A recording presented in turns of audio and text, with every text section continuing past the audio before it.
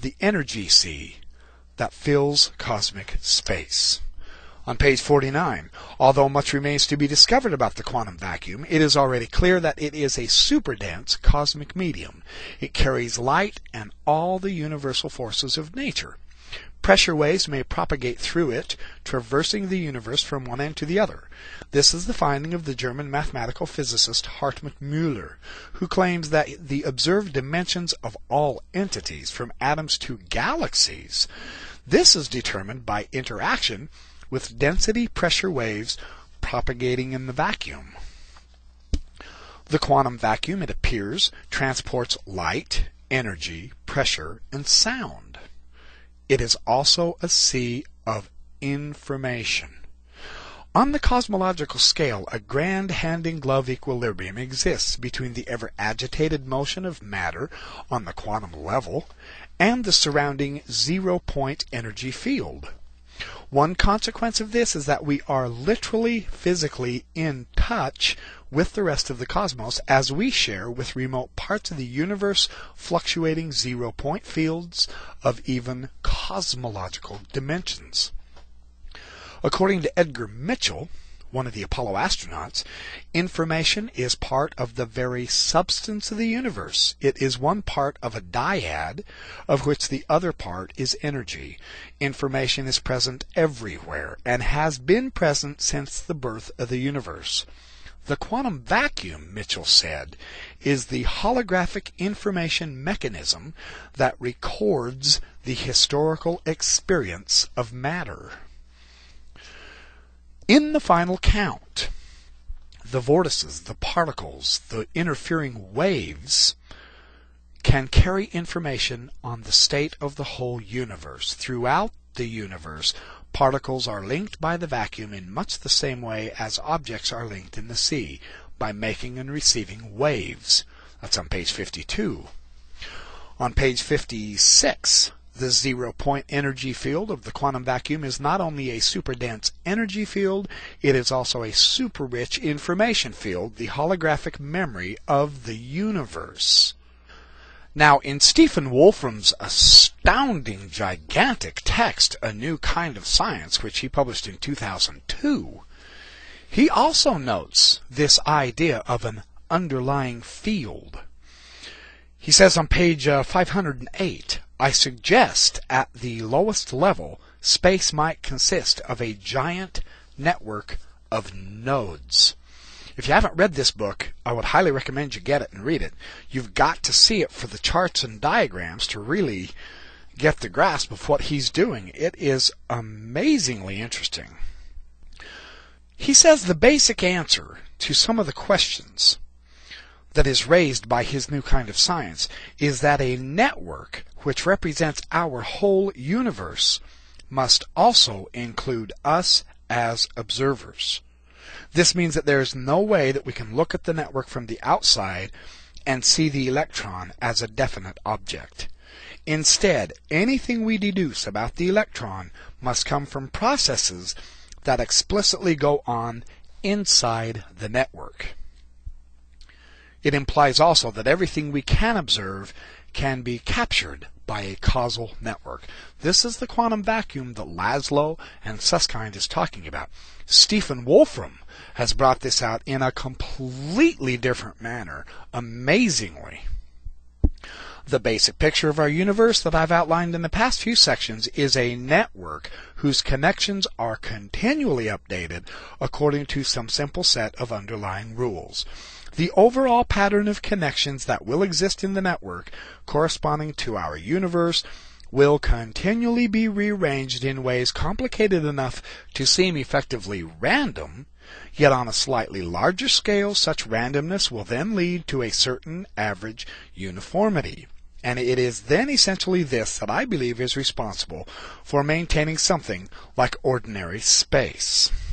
That was on page 539. Over to page 544.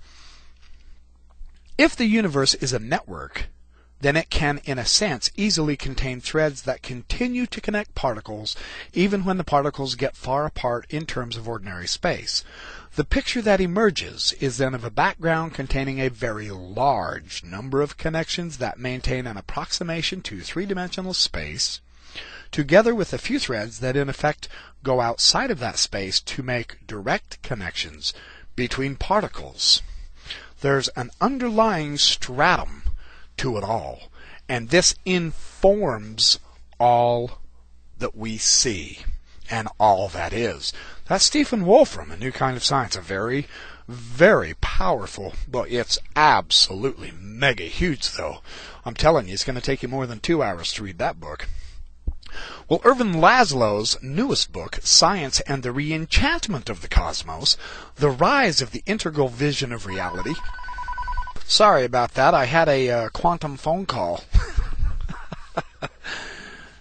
Ervin Laszlo's other book. On page 1, at the cutting edge of contemporary science, a remarkable insight is surfacing. The universe, with all things in it, is a quasi-living, coherent whole. All things in it are connected. All that happens in one place also happens in other places. All that happened at one time happens at all other times, and the traces of all things that have ever happened endure. The universe is not a world of separate things and events, of external spectators and an impersonal spectacle. It is an integral whole. Unlike the disenchanted world of classical physics, it's not fragmented into material things and the disjointed domains of life and mind. Matter, the kind of stuff that makes up particles, joined in atoms, joined in molecules, joined in cells, joined in organisms, is not a separate kind of thing, and it doesn't even have a reality of its own. Although it appears solid in the last count, matter is energy bound in quantized wave packets. And these packets are further bound together to create the vast and harmonious architecture that makes up the world. See, there's a new vision on the horizon here. Continuing on page 2, even in regard to our life and well-being, this is a happy rediscovery. It validates something we've always suspected, but in modern times we could not express. Well, unless we were poets or lovers, did we even try, actually. This something is a sense of belonging, of oneness. We are part of each other and of nature. We're not strangers in this universe. We are a coherent part of a coherent world, no more and no less so than a particle, a star, or a galaxy. Only we are a conscious part of the world, a being through which the cosmos comes to know itself. Skipping to page 11, the coherence of the cosmos is intrinsically related to the nature of its fundamental particles, and these turn out to be strange beasts indeed. Although in some experiments particles appear to be discrete corpuscular packets of energy, they also turn out to be continuous with each other and remain throughout entangled. That is, they're interconnected over all finite times and distances. The particles have both corpuscular and wave aspects, and until they are observed or measured, they have no definitive characteristics, but they exist simultaneously in several states at the same time. These states are not real, but potential. A completely new view thanks to the quantum physics. This is one interpretation of the quantum physics by a physicist and philosopher. Page 24. Quantum physicists know that there are quasi-instant connections among the particles that populate space-time. Every particle that has ever occupied the same quantum state as another particle remains subtly but effectively correlated with it. Cosmologists find that the universe is non-local as a whole, manifesting astonishingly fine-tuned correlations among all its basic constants and dimensions, and Susskind talks about this extensively. Biologists and biophysicists discover similarly puzzling correlations both within the organism and between the organism and its environment. The connections that come to light in the further reaches of consciousness research are just as remarkable. They testify to spontaneous interaction between one individual's consciousness and the consciousness of